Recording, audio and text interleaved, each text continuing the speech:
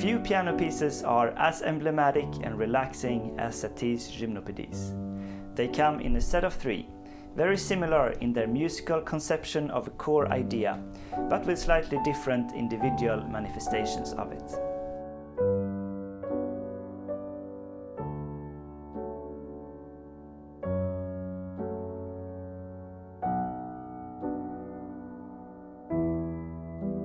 Welcome to Sonata Secrets. I'm Henrik Kilhamn, and in this video I'm going to attempt an analysis of the first Gymnopedie in the set. Now, what the hell is a Gymnopedie in the first place? It refers to an ancient Greek festival of nude dancing, accompanied by song, as an athletic display of bodies, or even war dance. It comes from the words gymnos, that means naked, and pedia, that means youth. Apparently, Satie picked up this word and called himself a gymnopedist when he wrote this music in 1888, 22 years old. And a title like this that no one's heard of helps to make a clean break from traditional forms like sonata or prelude. And Satie really breaks off from tradition here. First of all, the music has basically only one element of a musical idea, that is this slow-moving pulse. Then the whole piece stays within that pulse, and nothing more than that ever happens for the whole duration of it. And this is what makes it perfect for relaxation music. It's so repetitive and soothing, our minds can just wander and keep the music as pleasant sounds in the background. Satie even talked about furniture music as a new term. He wasn't actually referring to these pieces, but it's still a pretty good term for it. So how do we get this super soothing quality? Well, there's 3 things. First, the accompaniment texture. It's a very slow tempo. Lento douloureux is slow and sorrowful. And it's triple time, and the accompaniment plays bass and chords like this. 1, 2, 3, 1, 2, 3. If it was only 2 beats per bar, it would be like this, in the same tempo.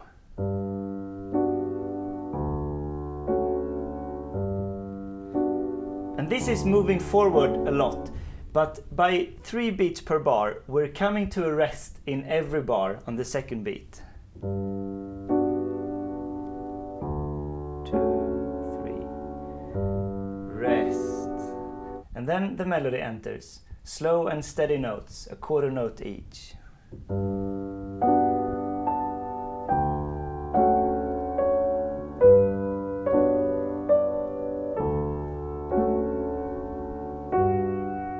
And it's coming to rest on longer note values in the end of the phrase as well. Really long note there. And it's also starting high up and descending, so going from higher energy to lower energy. And finally, there's the harmony. And this is the other way that Satie is breaking with tradition, because it seems like it's a tonal music, but it doesn't really behave the way we expect it to, the harmonies. For example, in the beginning, we have this oscillation between 2 major 7th chord. It's G major 7th and D major 7th. And it's kind of hard to decide which one is the tonic, which key the piece is in. So some say it's D major, but some say it's G Lydian. That's the same key signature as D major. So this is a tonic. But I mean, both feel like home in a way. So then neither of them can be home. So already in the beginning, we're kind of floating around in space, creating this great ambience. That's the Gymnopedie. Just oscillating between the 2 states, 2 homes or whatever. And then melody enters.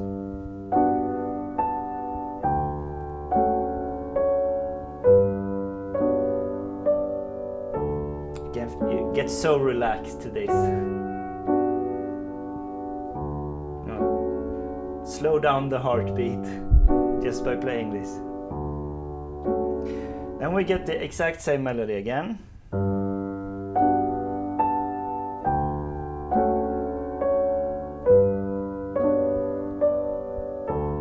But now we go somewhere different.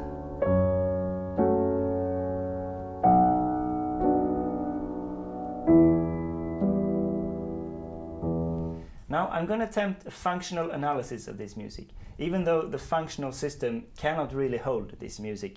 So an analysis can be one of two things. If it's really obvious what's going on, then an analysis is just stating the facts. But if it's not really clear, then an analysis is presenting a way of hearing the music by stipulating where the tonal centers are and where the music is going and what the functions of the harmonies are. And this music isn't really clear, so I'm doing the other version of analysis. I'm stipulating sometimes where I feel there's a tonal center in the music, and then we'll see how the harmony relates to that. But I mean, the whole point of the music is that there are these change of harmonies that you don't really know where the tonal center is, so then the music is going forward in this meandering way. So for example here, this is a chain of fourth, starting from the F sharp minor. If I just play the accompaniment, going up a fourth to B minor, and going up a fourth to E minor. And because we're not really sure where the tonic is from the beginning, because it's either G or D, we're not sure what the function of these chords are. But eventually I feel this E minor here has some gravity as a tonal center, because we get it 2 times the E minor harmony with E in the bass. So then we get the progression of a 2-5-1 in minor, like this.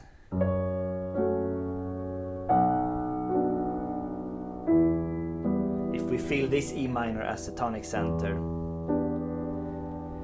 But then we get a new chain, so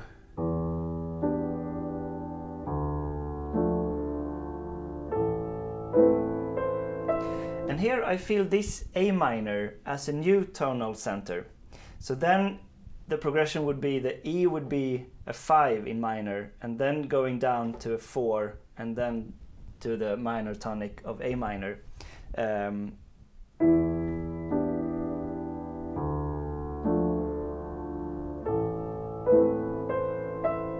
Okay, now comes the really weird part. So if we have this A minor as a tonic, then the second bar.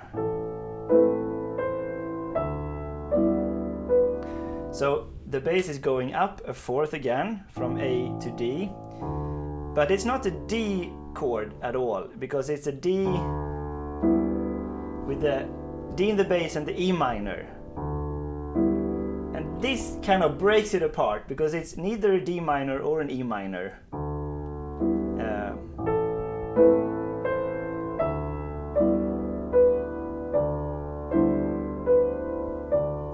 Then the D just stays in the bass as a pedal point. So maybe we're in some kind of D territory from A minor again.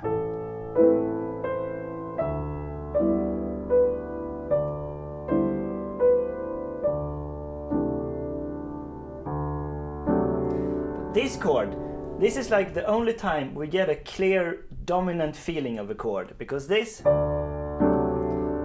is a normal D7th chord. So this would be like a dominant to G major.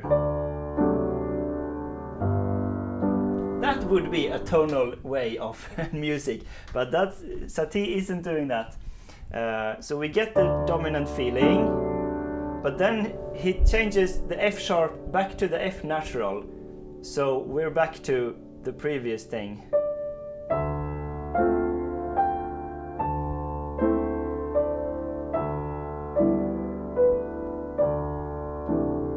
And here I kind of sense the A minor again, because the melody would be a normal A minor melody. It's A minor, and you also have the A minor in the middle of the accompaniment.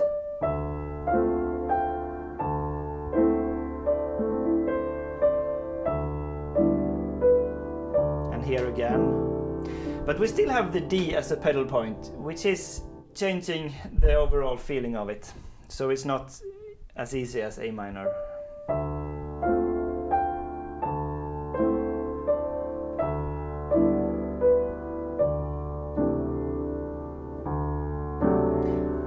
dominant chord here again.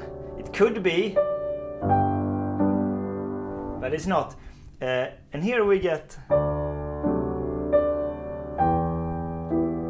and this is actually a pretty standard progression that's called a deceptive cadence. So instead of D major to G, we get D major to E minor, which is a relative key to G major. So that's a deceptive cadence. But then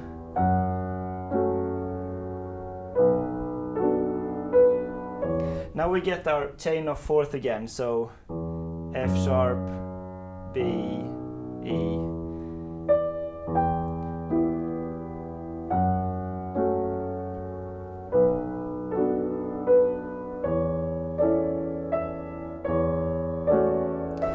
And here again the E stays in the bass, but it doesn't feel like E is our tonic center here, because we have this chord. This is A major with the E in the bass, so that would indicate that it's a dominant function to A. So the key is A major. We never get to A major, of course, but we kind of feel A as a tonic center in a way.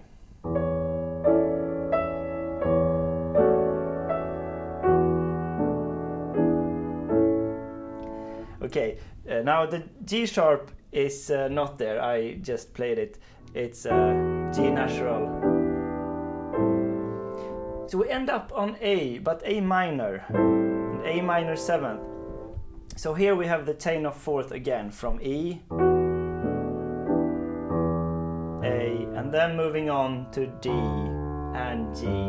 And then we get back to the beginning and the oscillation between G and D. So just this final phrase.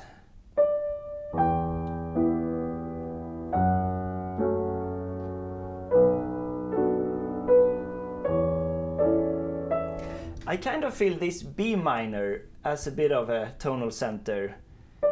So then that would be 4, 5, dominant minor to B minor. But then the chain of fourth continues.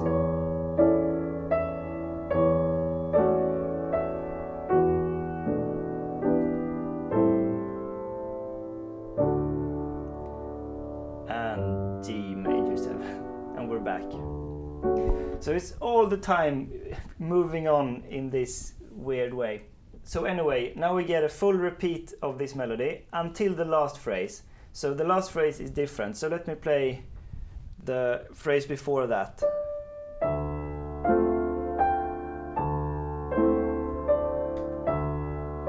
Where we kind of sense A minor. Now the dominant chord and the deceptive cadence. And now, so before we went to F sharp minor, but now it's F natural. So a variation, but the same melody contour.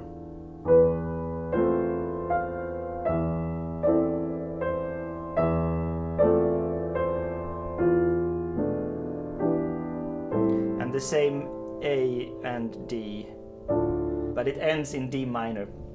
So these harmonies are actually pretty straightforward E Phrygian, so the Phrygian mode of, instead of E minor, it's a diminished second in the scale. So that's why we have the F natural, creating this great dissonance over the E.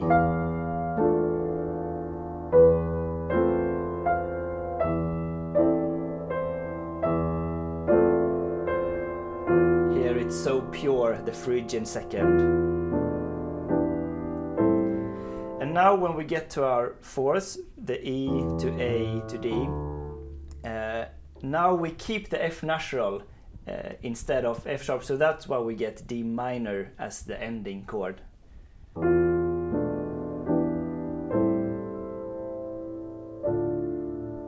So it actually makes sense after this last phrase with F natural to end in minor instead of major as it was in the piece before.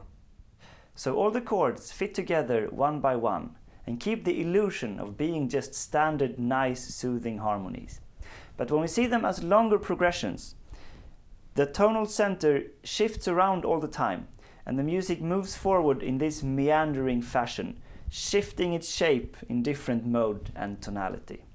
It's truly a great craft, putting it together to avoid the normal tonal relations as well as Satie does. This is Sonata Secrets. Subscribe if you like the video and let me know what you think about this kind of music in the comment section below.